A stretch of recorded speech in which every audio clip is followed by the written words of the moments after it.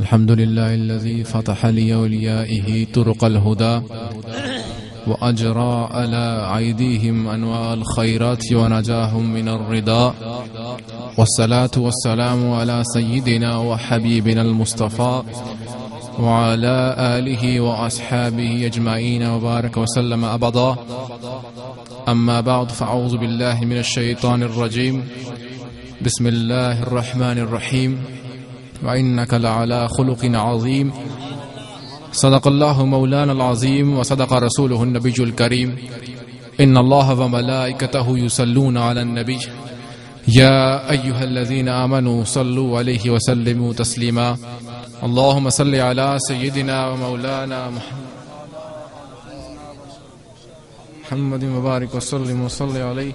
مولاي صل وسلم دائما أبدا على حبيبك خير الخلق كلهم محمد سيد الكونين والثقلين والفريقين من عرب ومن عجم، فاق النبيين في خلق وفي خلق ولم يضالوه في علم ولا كرم، وكلهم من رسول الله ملتمس غرفا من البحر أو رشفا من الضيم.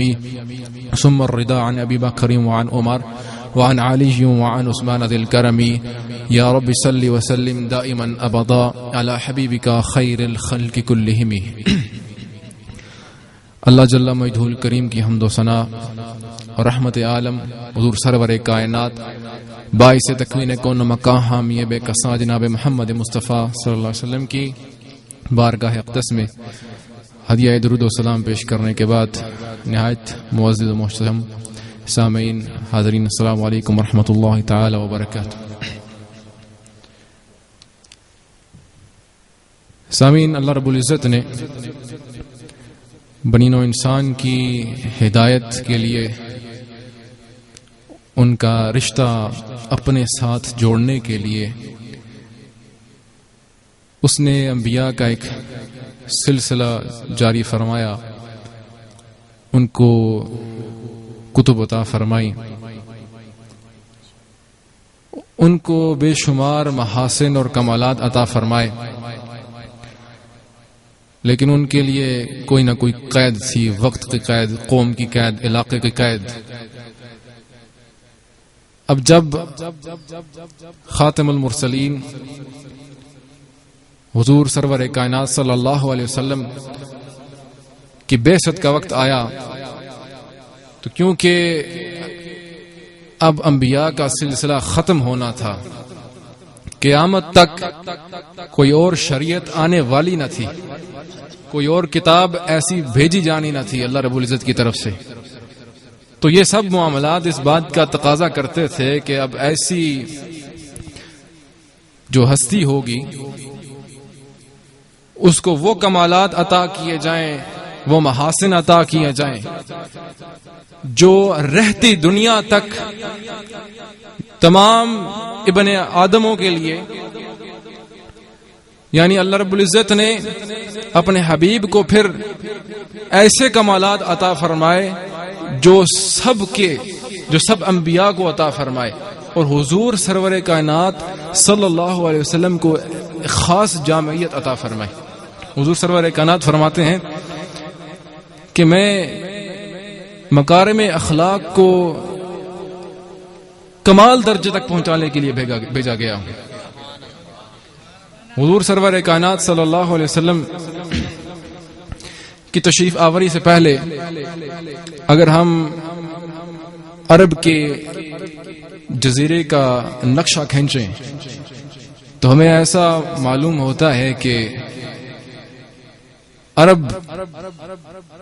جنگ و جدل کا میدان تھا، بھائی آپس میں دست و گریباں تھے، لیکن حضور سرور کائنات صلی اللہ علیہ وسلم نے آ کر مساوات کا ایسا درس دیا جو عرب دوسرے عربوں کو کچھ نہ سمجھتے تھے. ان کی محفلوں میں، ان کی مجلسوں میں پھر اجمی یعنی حضرت سلیمان فارسی، حضرت بلال حبشی اور حضرت صہیب رومی کا جو مقام اور منزلت تھی وہ کسی قریشی یا کسی عربی سے کم نہ تھی. انسان ساری زندگی سکون کی تلاش میں رہتا ہے. اگر اسے ضروریات زندگی کا احتیاج ہو تو وہ یہ سمجھتا ہے کہ اگر وہ اس کی ضروریات پوری ہو جائیں تو اس کی زندگی سکون میں گزرے گی. لیکن ایسا ہوتا ہے کہ جب اس کی ضروریات اس کو حاصل ہو جاتی ہیں تو اب اس کے لیے ان میں وہ تسکین، وہ اطمینان نہیں رہتا. اب وہ چاہتا ہے کہ اسے آرام ہو، اسے آرائشیں حاصل ہوں. تو اب اس کا سکون ان آرائشوں کو حاصل کرنے کے لیے، اس سکون اور اس کمفرٹ کو، لگژری کو حاصل کرنے کے لیے ضائع ہو جاتا ہے. تو ایک وقت آتا ہے کہ ہو سکتا ہے کہ اس کو وہ آرام، لگژری، کمفرٹ سب کچھ حاصل ہو جائے. لیکن جب وہ حاصل کر لیتا ہے تو تب بھی اس کے لیے جو تسکین ہوتی ہے اس میں ختم ہو جاتی ہے. اب وہ یہ چاہتا ہے کہ لوگ اس کو ریسپیکٹ کریں. لوگوں میں، معاشرے میں، محلے میں، علاقے میں سب لوگ اسے اپنا بڑا جانیں. اور پھر جب یہ اس کو حاصل نہیں ہوتا، کیونکہ لوگ تو معاشرے میں بہت سے مالدار بھی ہوتے ہیں، رتبے میں بہت بڑے بڑے لوگ ہوتے ہیں، کوئی ایم پی اے ہو سکتا ہے، کوئی ایم این اے ہو سکتا ہے، کوئی اور معاملات ہو سکتے ہیں. تو جب یہ حاصل نہیں ہوتا تو اس کے سینے کے اندر حسد، بغض اور اپنے سے کم تر لوگوں کو کم تر حقیر سمجھتا ہے. جو زیادہ مالدار ہوتے ہیں ان سے حسد کرتا ہے، جن کے پاس مال کم ہے ان کو حقیر سمجھتا ہے. تو اس کی زندگی اس طرح سے بے سکونی کا شکار ہو جاتی ہے، بے اطمینانی کا شکار ہو جاتی ہے. عرض کرنے کا مقصد یہ ہے کہ سکون کی تلاش میں نکلا تھا، لیکن آخر نتیجہ کیا نکلتا ہے کہ سکون جو تھا وہ بھی جاتا رہتا ہے. اللہ رب العزت ارشاد فرماتا ہے کہ وہی ہے جو مومنین کے دلوں پر سکون کو نازل فرماتا ہے. یعنی اس مومنین کے دلوں میں سکون کو نازل فرمانے والی ذات کس کی ہے؟ اللہ رب العزت کی. اس سے ہمیں ایک بات تو پتہ چلی کہ سکون اللہ رب العزت نے ہمارے دلوں پر ڈالنا ہے. دوسری چیز ہمیں یہ پتہ چلتی ہے کہ سکون کا جو پلیٹ فارم ہے انسان کے اندر وہ دل ہے. جب تک انسان کا دل سینے کے اندر ہے، اب دل سے آپ مراد یہ نہیں کہ خون کا جو یہاں پہ جو مسل کا لوتھڑا یہاں پر ہے اس سے مراد دل کی ہے، لیکن جب تک وہ انسان کے اندر موجود ہے، یعنی کہ مثال کے طور پہ آپ نے چلتے پھرتے دل کسی کو دے دیا، دل آپ نے دے دیا، دل کسی کے ساتھ لگا دیا، دل تو آپ کے اندر نہ رہا، بے چینی، بے سکونی آپ کو رہے گی. لیکن جب تک وہ آپ کے کنٹرول میں ہے، آپ کے پاس ہے، تب تک آپ کے پاس وہ پلیٹ فارم ہے جس پہ اللہ رب العزت سکون کو نازل فرماتا ہے. تو سب سے پہلے تو ضروری یہ ہوا کہ وہ پلیٹ فارم آپ اپنے اندر رکھیں، اس کو ایسے کسی چلتے پھرتے کے ہاتھ میں نہ تھما دیں. انسان ساری زندگی جب یہ کوشش کرتا ہے تو اس کا جو آخر ہوتا ہے موت، اس کی اس کیفیت میں آتی ہے کہ وہ جو ہے کامیابی، ناکامی کے احساس کے ساتھ مر جاتا ہے. احساس سے کمتری اس پہ مرتا ہے. یا پھر جب اس نے سب کچھ حاصل کر لیا، مال بھی آ گیا، ضروریات بھی پوری ہو گئیں، سکون بھی ہے، سب کچھ ہے، تو جب انسان سمجھتا ہے کہ نہیں ہون زندگی آرام نال عیش نال گزرے گی، اس وقت موت آ جاتی ہے. تو یہ دو سچویشن سرکمسٹانسز ہوتے ہیں. جب مرتا ہے انسان تو پھر اس کو اس بات کا اندازہ ہوتا ہے کہ دنیا کی جتنی ناکامیاں بے قیمت ہیں اتنی ہی کامیابیاں بے قیمت تھی. اس نے تو سمجھا کہ اس کے پاس مال ہے، مرتبہ ہے، سٹیٹس ہے معاشرے میں، تو وہ عیش و عشرت کے ساتھ زندگی گزارے گا، سکون کے ساتھ. لیکن جب وہ مرتا ہے تو اس کو پتہ چلتا ہے کہ میں نے تو زندگی میں کچھ کیا ہی نہیں، میں نے تو زندگی کے لیے، دنیا کے لیے گزار دی. تو سامعین، اطمینان، سکون، یہ کس چیز کا نام ہے؟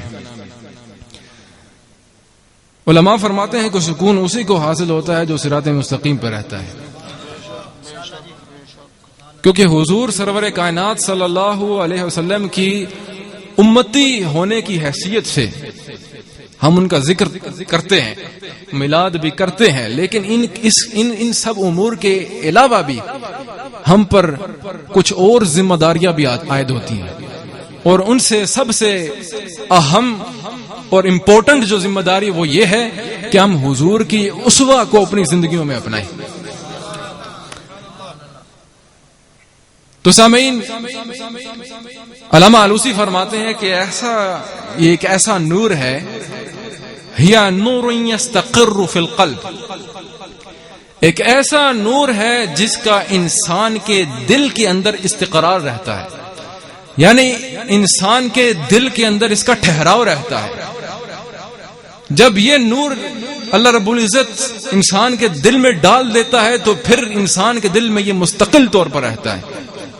ایسا نہیں کہ انسان مسجد میں ہے تو مطمئن ہے، باہر جائے تو اطمینان چھن جاتا ہے، کسی محفل میں ہے تو وہ سکون میں ہے، پرسکون ہے، تو باہر نکلا اطمینان گیا، لیکن اس کی جب اطمینان اللہ رب العزت، سکون، اس کی تسکین اللہ رب العزت اس کے دل میں ڈالتا ہے تو پھر وہ جہاں رہتا ہے، جہاں جاتا ہے، جس کیفیت میں ہوتا ہے وہ اپنے اللہ رب العزت کی حضوری میں اپنے آپ کو محسوس کرتا ہے، تو اس سے یہ سکون چھنتا نہیں۔ پھر فرماتے ہیں کہ